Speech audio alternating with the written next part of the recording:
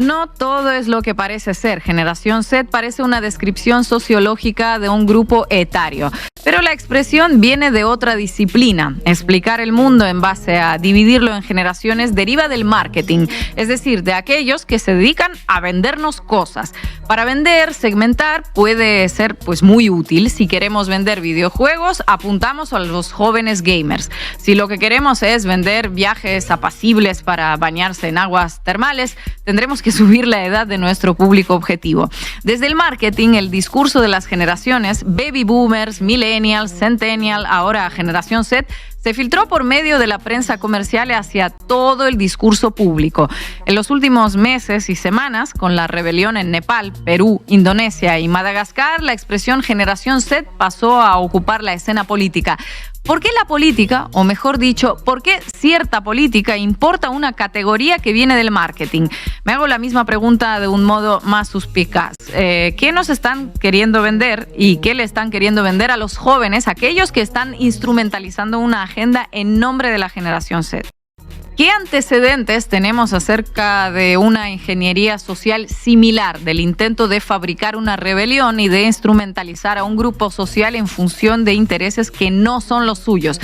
Para encontrar antecedentes que nos sirvan para entender lo que está ocurriendo en América Latina, tengan la certeza de que esto atañe a América Latina, no se termina en México, apenas acaba de empezar, pues podemos mirar al este de Europa y viajar 2 décadas hacia atrás, cuando yo vivía allí y tenía una edad similar a la que hoy puede tener alguien de la generación Z. En aquel momento ocurrieron lo que se llamó revoluciones de colores: naranja en Ucrania, de las rosas en Georgia y revolución de los tulipanes en Kirguistán. La primera de estas rebeliones prefabricadas no tuvo color, ocurrió en Serbia y fue en el año 2000.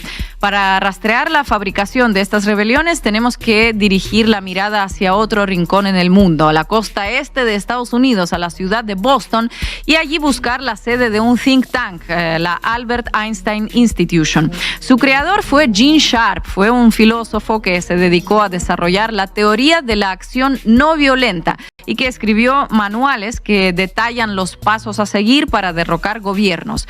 Los manuales de Sharp fueron adoptados por los servicios de inteligencia de Estados Unidos y utilizados para derrocar gobiernos que no eran funcionales a sus intereses. En el caso de Serbia, el grupo utilizado se llamó Otpor y su líder fue un estudiante, Srđan Popović. Popović era asesorado por un oficial de la inteligencia estadounidense, el coronel Robert Helvey, un especialista en acciones secretas. Los protagonistas no se privaron de contar esta historia. Filmaron un documental que se llama Cómo empezar una revolución, donde la narran en primera persona. Prestemos atención a la geografía porque nada ocurre de manera casual. Cuando Rusia comienza a reposicionarse en el mapa geopolítico, las revoluciones de colores ocurren en países cercanos. Se trataba de restarle aliados, debilitarla y colocar ahí a peones de Occidente. Luego, entre 5 y 10 años más tarde, China, aliada con Rusia, va tejiendo un espacio geoeconómico sobre el cual se proyectan sus intereses que llegan hasta Europa. Aún no existía formalmente la iniciativa de la Franja de la Ruta de la Seda, pero esas fuerzas ya estaban en desarrollo. El bisturí apuntó entonces a crear una fractura y a desestabilizar Medio Oriente y el norte de África, a generar caos controlado en el corazón energético del mundo.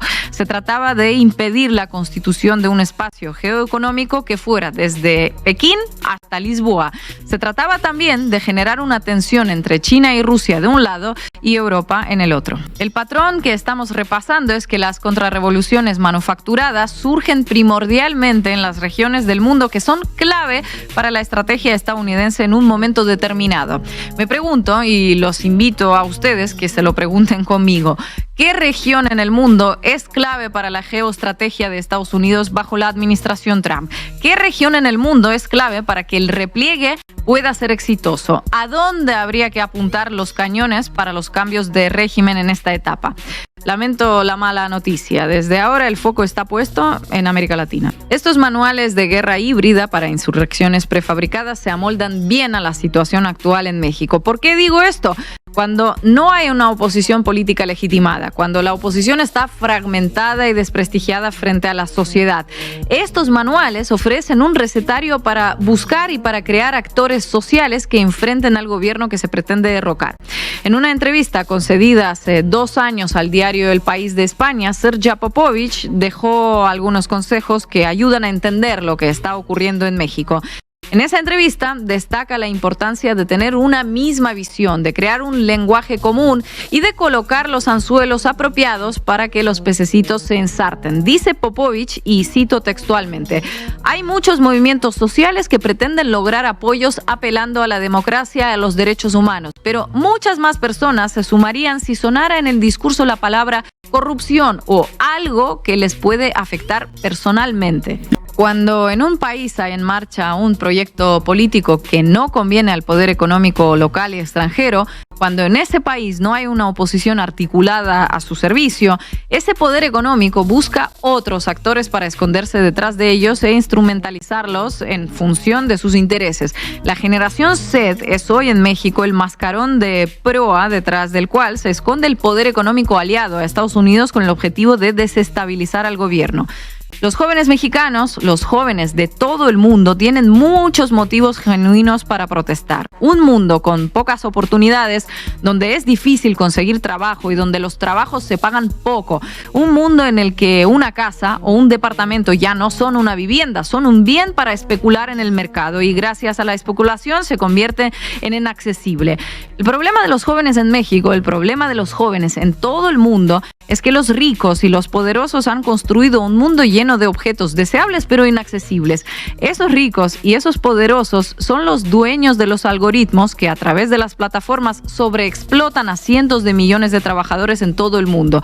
Sobreexplotan a quienes se la pasan pedaleando arriba de una bicicleta para que un algoritmo decida cuánto hay que pagarles. Esos ricos, esos poderosos son también los dueños de los algoritmos que a través de las redes sociales pretenden manipular a una generación para instrumentalizarla en contra de sí misma.